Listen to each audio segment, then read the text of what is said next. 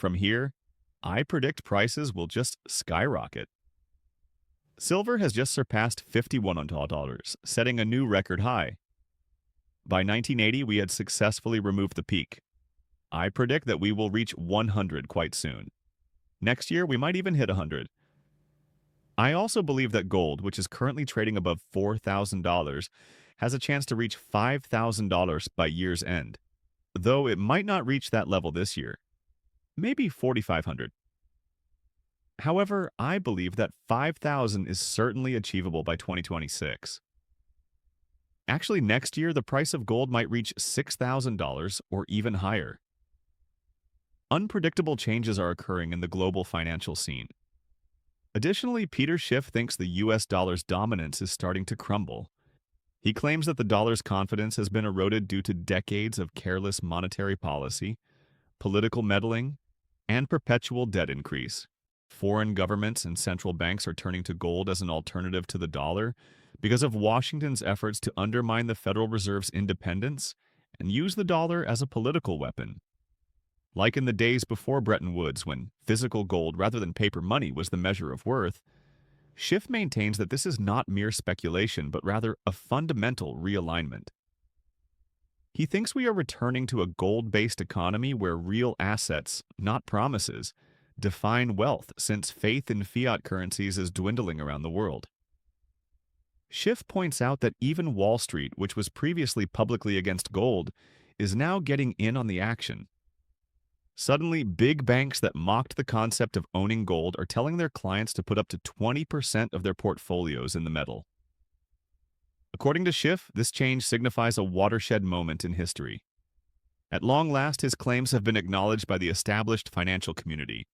He predicts that the dollar will continue to fall in value as a result of the Federal Reserve's move to lower interest rates in response to persistent inflation. Schiff foresees a dramatic increase in the price of actual gold, far above its current highs, as governments and investors seek to safeguard their riches. As inflation and global debt continue to spiral out of control, he predicts that gold will soon surpass $5,000 and could even reach $6,000 or more. As monetary debasement intensifies, Peter Schiff predicts that silver will enter a parabolic phase, mirroring the exponential surge in gold. He points out that silver is at an all-time high and may easily double again when the next inflationary wave hits. This is not a passing fad, says Schiff. Rather, it represents the beginning of a new period in which wealth is being completely reassessed in relation to its monetary value. He elaborates by saying that China's huge gold hoard is intentional. By constructing a gold-backed monetary system that can compete with the US currency, the nation is preparing for a world without the dollar. The dollar system is collapsing, and gold is reestablishing itself as the world's genuine reserve asset, according to Schiff. The excerpts from Peter Schiff's interview are now presented. Please subscribe to our channel and enable the bell symbol to receive timely updates before we continue to discuss this. Please enjoy the video, and thank you. The de-dollarization process, which started a few years ago, is apparently picking up speed right now. I believe the Biden penalties on Russia were the catalyst that set it in motion, sending a message to the rest of the globe that they needed to dump their dollar holdings. They should have a more stable reserve that the US government cannot take away at will. Then, I believe it picked up speed after Donald Trump was elected, and his administration's spending became utterly careless and irresponsible. Trump made things worse, even though he ran on a platform of trying to rein in Biden's wasteful spending. It is now very evident that we will never be able to get our house in order, thanks to the large, beautiful bill, which merely enlarged on the wasteful expenditure.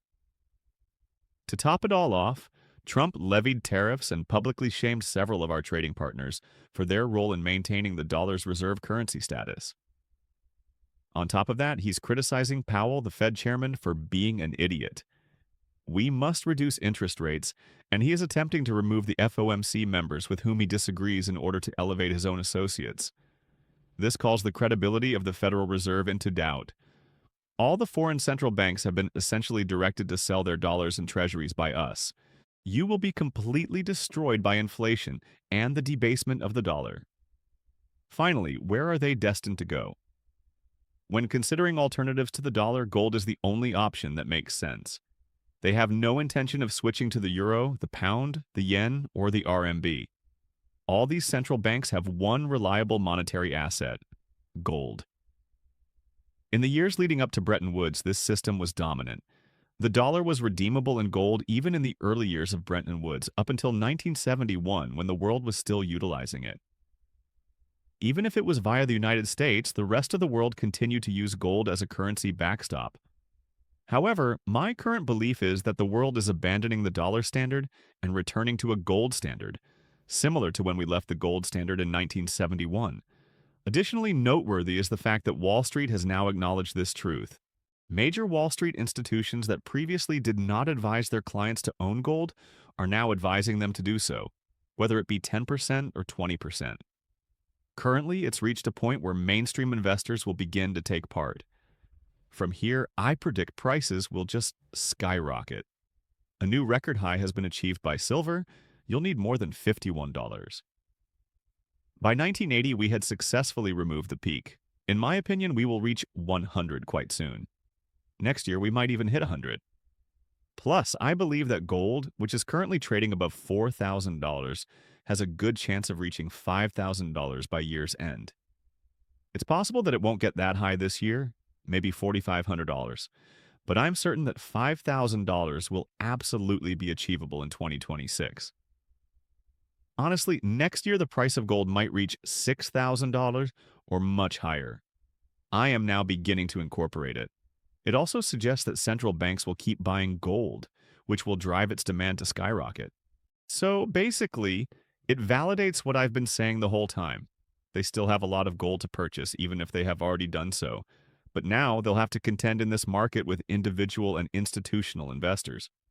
Plus, my gold business, Schiff Gold, has had dismal sales performance over the past 3 years. You know, it's not like the price of gold has been skyrocketing. In the past 2 years, it has more than doubled. But due to widespread fear that gold has reached its peak, business has been sluggish. Personally, I'd rather not purchase the euphoric ones. This has put many of the usual purchasers on wait. The fact that the dollar has no floor is finally dawning on the world, and everyone is beginning to see that gold's potential is limitless. That is the truth of the matter. As we unleash the floodgates, the value of the dollar will plummet. Despite growing inflation, the Federal Reserve is lowering interest rates. Inflation is not only going against the 2% target, but it is also significantly more than that. Even if it's rising, the Fed is still lowering rates. In my opinion, they will return to QE by next year in an effort to prevent the increase of long-term interest rates. As countries sell their treasuries to buy gold, interest rates will fall. Actually, as previously stated, Morgan Stanley recommended rebalancing the 60-40 portfolio to include 60 Mater 2020 bonds instead of 40-60. If half of Morgan Stanley's bondholders, which would be a large number of us at treasuries, sold their bonds to purchase gold, the price of gold would rise, bond prices would fall, and yields would rise. Furthermore, higher yields are not desired by the Fed. The president is not interested in them. Therefore, significant quantitative easing is necessary to bring them down. It will only increase the demand for gold as a hedge against inflation and a rationale to liquidate dollar holdings. The money supply M2 is expanding at a rate 2.5 times that of the U.S. Consumer Price Index, CPI, meaning that the circulation of currency is exploding, a phenomenon that is related to but distinct from CPI and inflation. Justify your current position on the debasement trade narrative. People are starting to notice the road we're on. Basically, the Fed's promise to keep inflation at 2% is now nothing more than a pipe dream. These days, no one buys into it. The Federal Reserve probably doesn't even buy it. To top it all off, I have no idea who they are aiming for anymore. Indeed, our being below 2% for an extended period was the sole rationale behind their 2% objective. Therefore, they came up with that goal as a pretext to inflate prices. There is no longer a target since they continue to seek to produce inflation, despite the fact that we are well above 2%.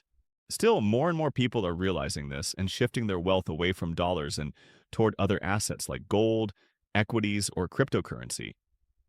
I get that you believe Bitcoin users are crazy, but that's exactly why they're picking it. They believe they are escaping the dollar into a superior currency.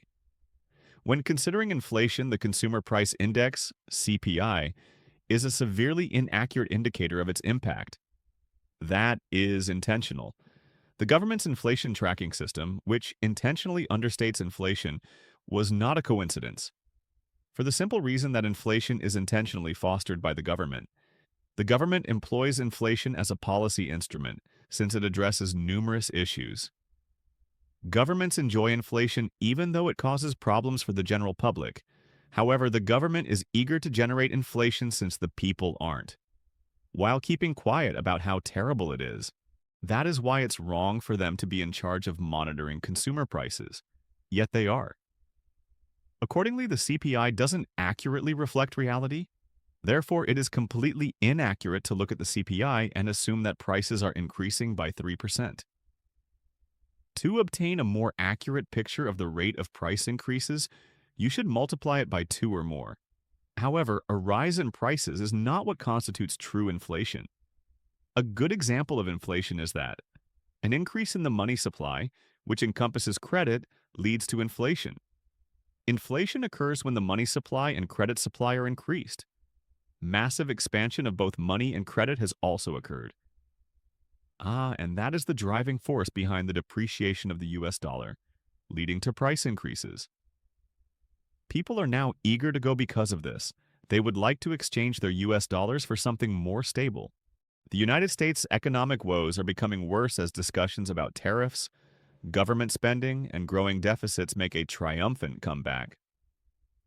Critics in the financial sector say the current policies of the president are hurting the country's long-term competitiveness due to their protectionist trade policies and uncontrolled budgetary expansion. Despite its original intent of bolstering American business, many today see it as a distraction, as an action that could worsen existing structural flaws. Economists are concerned that this interference from on high, which combines populist economic promises with aspects of central planning, would hasten the demise of the industrial sector, increase income inequality, and trigger inflation. Peter Schiff claims to have seen this trend before. Amounts owed by the government, stimulus programs that don't work, and political band-aid solutions that gloss over the underlying issue. An expenditure-obsessed system. According to him, the U.S. economy is mired in a never-ending loop of failed policies, with the two main parties merely rehashing old grievances under new labels. The credibility of the dollar will deteriorate, according to Schiff, and the next big recession could reveal the nation's financial fragility in its entirety unless there are severe reductions in expenditure, increases in real interest rates, and a return to market discipline. Although gold has a temporary setback due to market volatility, Schiff argues that these fluctuations are merely noise in a much bigger shift. According to Schiff, gold will eventually soar to values that represent the real fragility of paper money and the unsustainable character of the U.S. debt-driven economy. To start, I've always thought the Fed's supposed independence was an act, and that the two institutions were really working together behind the scenes to support U.S. Treasury and the government didn't want to work together, but they did. It is believed to exist. They wanted our creditors to think the Fed was autonomous and free from political interference, so that it could debase the dollar and inflate prices. The value of the dollar should not be compromised for political gain. This is something that creditors of the U.S. want to know. What the Trump administration is showing, however, is that the Fed is heavily involved in politics, and that the independence it claims to have is an illusion. And there is the crux of the matter. Once you break that facade, holding currency becomes pointless. The political pressure to inflate the debt and reject it, rather than genuinely repay it, is high for a country with our level of debt. Being a creditor isn't appealing because it's clear you won't receive payment. Sure, you might get your money back, but it won't be enough to buy much. Why not eliminate them immediately? Therefore, this is the threat we are up against. The fact that the Federal Reserve is actually a branch of the United States Treasury, which it is not and is not meant to be, is becoming increasingly apparent, and we are rapidly approaching the end of the illusion. Furthermore, it is not a government entity, which is why it is considered independent. This was due to the fact that the issuance of paper currency by the federal government was explicitly forbidden by the Constitution. The Federal Reserve banks were therefore transformed into a private company with the power to act in a way that was beyond its constitutional jurisdiction. Regarding Trump's economic policies, I must say I am not impressed. And there isn't much of a difference between the Trump and Biden economies either. I mean, the largest issue is the enormous deficits and expenditures by the government. Consequently, it's worse than the other option and exactly the same. Yes, tariffs have been applied, but personally, I am not a fan of tariffs. Tariffs are taxes, and I happen to be a free trader. Unfortunately, due to our enormous deficits, we require additional tax revenue. American industry will become even less competitive because to the tariffs and how they are being implemented. The manufacturing sector, in its current form, will continue to contract as a result. My main gripe with the tariffs is that they were imposed in an unconstitutional manner. Tariffs, being taxes, should not be enacted by the president, but rather passed through Congress. Additionally, they should have originated in the House of Representatives. However, I am not fond of the numerous exceptions that are being floated about. And the way Trump employs tariffs as a tool to coerce firms into making concessions or engaging in actions they would otherwise avoid, with the promise of tariff exemption as an incentive. To add insult to injury, I find it unfair that bigger corporations may pay to avoid tariffs, while smaller ones are stuck paying them. This sort of economic micromanagement and central planning is something I strongly oppose. Even though Trump attacked Kamala for her socialist policies, he is now working toward a socialist economic agenda. Therefore, I disagree with all of Trump's economic policies, correct? I can get behind some of his initiatives, but they don't pertain to the economy. We have terrible economic policies. Even worse, since Trump will not remain president indefinitely, it sets a terrible precedent. Furthermore, the Democratic nominee for president after Trump will almost certainly be the most socialist, far-left Democrat that this nation has ever produced. The economy is going to be significantly worse, which is why I'm confident it won't be a Republican. No one will cast a ballot for another 4 years in 2028 than in 2024. Once again, the incumbent party will be held responsible for the disaster in an election that is supposed to be about change. Another individual has shown up, and they're offering to clean it up. The Republican brand will be exactly as damaged as it was after Bush. Therefore, it won't be another Republican. I see. Afterwards, Obama presided for 8 years. It was precisely because Obama's economic policies were so disastrous that Trump was able to defeat Clinton. This led the electorate to seek a new direction. The economy was in a worse state by the time Trump's first term came to a close than it had been at the start, which is why he was not reelected. As a result, voters turned against Biden, and the president's economic policies only made matters worse. So they're back to Trump, and things will only get worse from here on out, as nothing is changing at the fundamental level, aren't they? The same failing strategy is being pursued by both sides. Keynesian economic policies. This is why the general population has not caught on to this yet, but we continue to obtain the same effect. From Tweedledee to Tweedledummer, they merely shuttle back and forth. One more question. What policies do you think would genuinely change the fundamentals if you were the chairman, secretary, or president of the Federal Reserve for a day?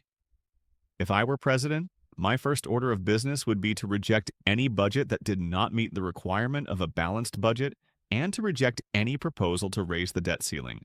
If I could secure the backing of 1/3 of the House or the Senate, that is, enough to ensure that my veto cannot be overridden, then Congress would be compelled to dissolve at least 1/3 and maybe as much as 40% of the federal government. Because cutting expenditure would be necessary to bring tax income in line with expenditure, and that would lead to the much-needed fall of the government. The problem is with big government, thus we need to drastically reduce it. Now, naturally, we also require higher interest rates, which we will receive. As for the interest on the loan, I believe it would be impossible to pay if we were unable to borrow additional funds. So we would have to borrow that in order to pay the interest on the debt. Therefore, I believe it is necessary to restructure our debt, and that would be the result of that. There is just no way we can pay back the loan. Right now, we're thinking of blowing it up. By my estimation, that is the most disastrous course of action. Rather of implementing enormous inflation, I believe that an honest reorganization would benefit all parties involved, especially our creditors. Recognizing our financial crisis and inability to pay our payments is simply too politically uncomfortable to bring up. If the present trend in the economy persists, the next few years may witness a financial reckoning unparalleled in the contemporary era. The already present fissures in the international monetary system may deepen into full-blown breaks as confidence in government policies diminishes and markets tire of artificial stability. There may be a stampede for physical assets as the confidence in paper assets declines, as countries and investors alike look for immutable assets. A world that values actual worth more than empty promises may eventually topple the present financial structure, which is based on unending debt and political expediency. The real cost of security will be rethought in such a setting. Metals like gold and silver would shift hands not as mere commodities, but as symbols of a more fundamental truth regarding trust, scarcity, and worth. There may be a resurgence in the demand for assets with inherent value, which might put digital and paper-based economies out of whack with global trade. The market will do more than simply correct when that change comes. It will reset. After that, the value of things may be judged in terms of their durability rather than their monetary worth. Please like, share, and comment below if you found this analysis helpful, and if you know anyone else who follows the metals market.